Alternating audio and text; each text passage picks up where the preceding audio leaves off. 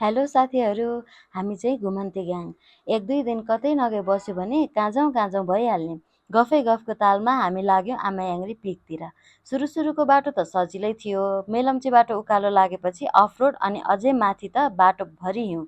हिउँमा चिप्लिँदै ढुङ्गा पन्छाउँदै पुग्यौँ आमायाङ्ग्री base camp. घरमै बनाएर लगेको खाजा खायौँ। एकछिन रेस्टमा थियौँ। बाहिर हिउँ परे थाहा भएपछि सबै एक एक बाहिर निस्किएर नाच्न थाल्यौँ। मैले त हिउँ पर्दै गरेको त पहिलोचोटि देखेको।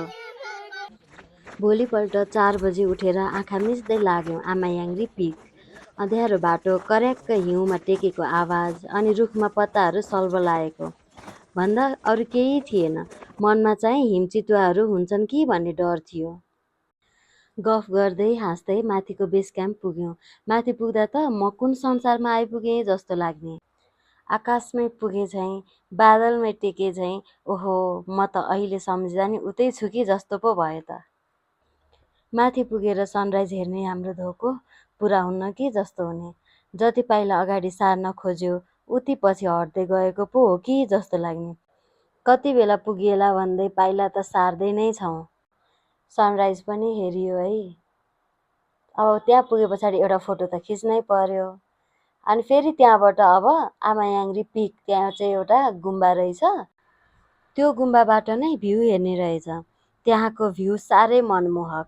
वरिपरि हिमाल नै हिमाल, बादल नै बादल, छुट्टै संसार।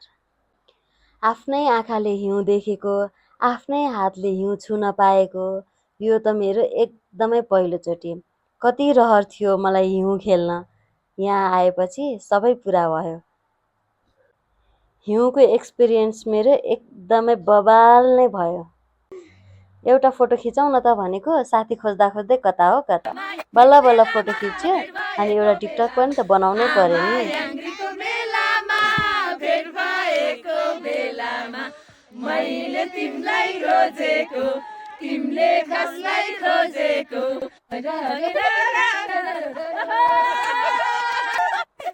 कति रमाइलो भयो। अनि फोटो खिचियो, स्नोम्यान पनि बनायौँ अनि हामी फर्किन थाल्यौँ। उकालो त जसो तसो चढेकै थियौँ, ओह्रालो झर्न चाहिँ साह्रै गाह्रो। हाँस्दै लड्दै रमाउँदै खाजा खाँदै हामी तलतिर झर्दै थियौँ।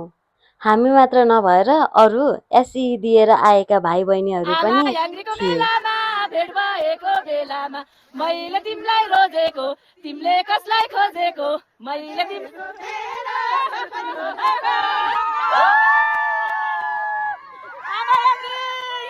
कस्तो रमाइलो। हामी आमायाङ्ग्री पिक गएर आएको। Bye bye. यति रमाइलो छ कि सबैजना आउनु होला। कति रमाइलो फर्स्ट टाइम इन्जॉय द हिउँ। हाम्रो गृह जिल्ला सिन्धुपाल्चोक। बिहान अँध्यारोमा टर्च लाइट बाल्दै आएको बाटो अहिले फर्किँदा यो बाटो हो कि होइन कि जस्तो लाग्ने।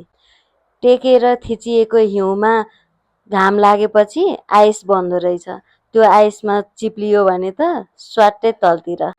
हिउँ चाहिँ जति समाए पनि नपुग्ने, जति खेले पनि नपुग्ने। बल्ल तल्ल हामी बसेको होटेलसम्म आइपुग्यौँ। आएर एकछिन रेस्ट गऱ्यौँ, खाना खायौँ अनि लाग्यौँ काठमाडौँतिर। अघिल्लो दिन गाडी फस्यो भनेर अर्को बाटो हिँडेको, त्यो बाटो पनि उस्तै